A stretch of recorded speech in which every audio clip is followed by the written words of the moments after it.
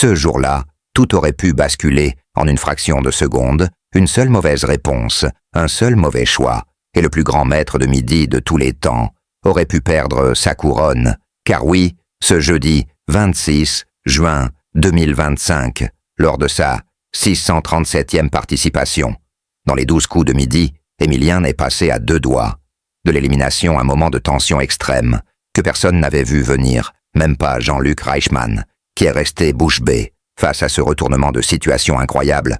Tout commence lorsque la candidate Aurélie est confrontée en duel, une étape toujours cruciale, mais cette fois-ci elle tire une question inattendue sur l'univers de Lucky Luke, et plus précisément sur le tome hors-la-loi, où elle doit répondre à la question fatidique que deviennent les Dalton dans cet épisode. Elle répond sans hésiter, ils sont pendus, une réponse choc qui surprend le public, mais qui s'avère être exacte.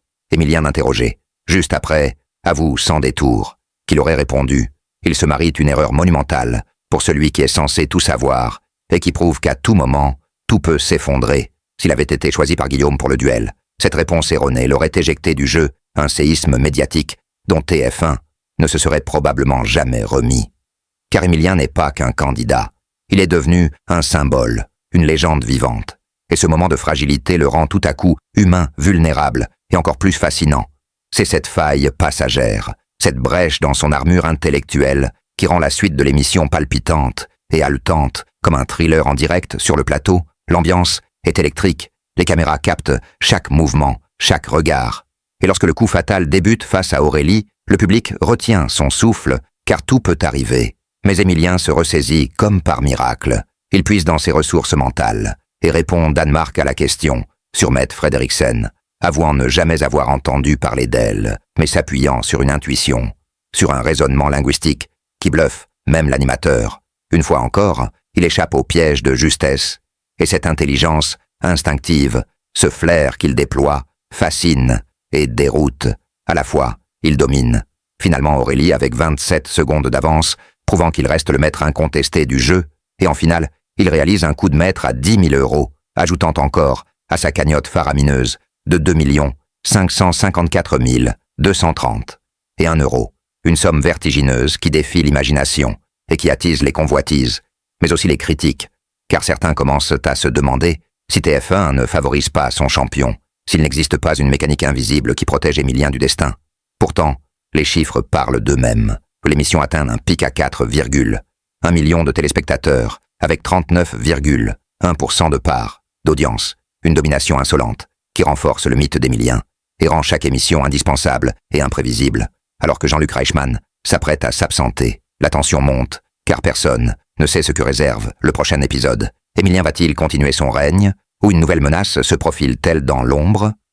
Ce suspense haletant alimente les discussions dans les foyers et sur les réseaux sociaux. Chaque jour, des milliers de téléspectateurs se demandant si le roi tombera aujourd'hui ou demain. Et vous serez-vous au rendez-vous pour découvrir la suite de cette saga télévisée qui dépasse toutes les attentes? Restez connectés, car ce que vous allez voir pourrait tout changer. Et pourtant, ce que personne ne savait à cet instant précis, c'est que dans les coulisses de l'émission, une rumeur grandissante commençait à circuler, une rumeur qui disait qu'Émilien aurait été victime d'une tentative de sabotage mental juste avant le tournage du 26 juin. Selon une source interne, un autre candidat aurait volontairement engagé la conversation avec lui pour le distraire et semer le doute dans son esprit en évoquant justement les albums les plus obscurs de Lucky Luke. Une manœuvre stratégique dissimulée sous une apparente bienveillance, ce qui expliquerait pourquoi Émilien a eu un moment d'hésitation fatale sur cette fameuse question. Une tentative de déstabilisation psychologique qui relance toutes les spéculations sur la jalousie et la compétition féroce en coulisses, car plus les gains augmentent, plus les tensions se cristallisent et la pression devient écrasante sur les épaules du jeune champion. Certains parlent même de pressions anonymes qu'Émilien aurait reçues sur ses réseaux sociaux, menaçant de révéler des détails personnels s'il ne quittait pas volontairement le jeu, une guerre psychologique invisible à l'œil du public, mais bien réelle, selon plusieurs anciens candidats, qui confient sous couvert d'anonymat que le succès d'Émilien dérange profondément, qu'il suscite des jalousies intenses jusqu'à l'intérieur même de la production. Ce qui pourrait expliquer certains choix curieux de montage ou de cadrage dans les dernières émissions, des signes subtils mais flagrants pour les plus attentifs des spectateurs. Et pendant ce temps, Émilien continue imperturbable mais plus tendu, plus nerveux. Certains ont remarqué ses mains tremblantes avant le coup fatal, ou ses regards fuyants comme s'il craignait quelque chose, ou quelqu'un, alors que Jean-Luc Reichmann sourit à l'écran.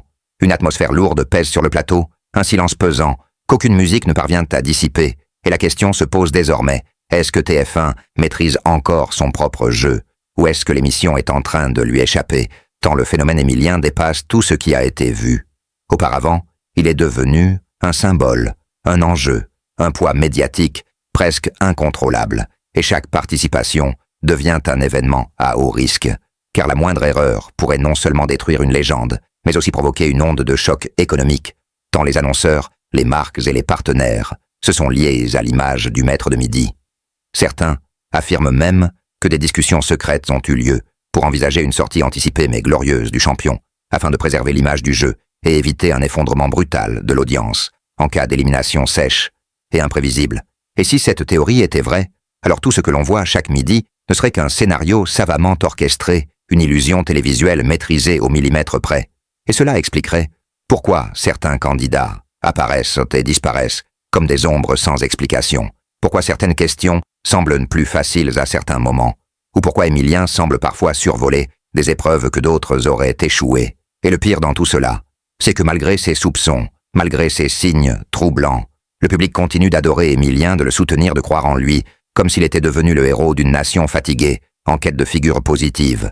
Mais cette adoration pourrait bien se transformer en choc si un jour la vérité éclatait, si l'on apprenait qu'en réalité, rien n'était laissé au hasard, que tout était contrôlé, manipulé, scénarisé pour le show, pour le buzz, pour les chiffres. Et cette simple idée suffit à créer une tension palpable chaque fois qu'Émilien apparaît à l'écran, car tout pourrait s'effondrer d'un coup. La chute d'un roi, la fin d'un mythe, la révélation d'une supercherie qui changerait à jamais le visage des 12 coups de midi, et peut-être même celui de la télévision française tout entière. Merci d'avoir suivi cette histoire captivante autour d'Émilien et des mystères des 12 coups de midi.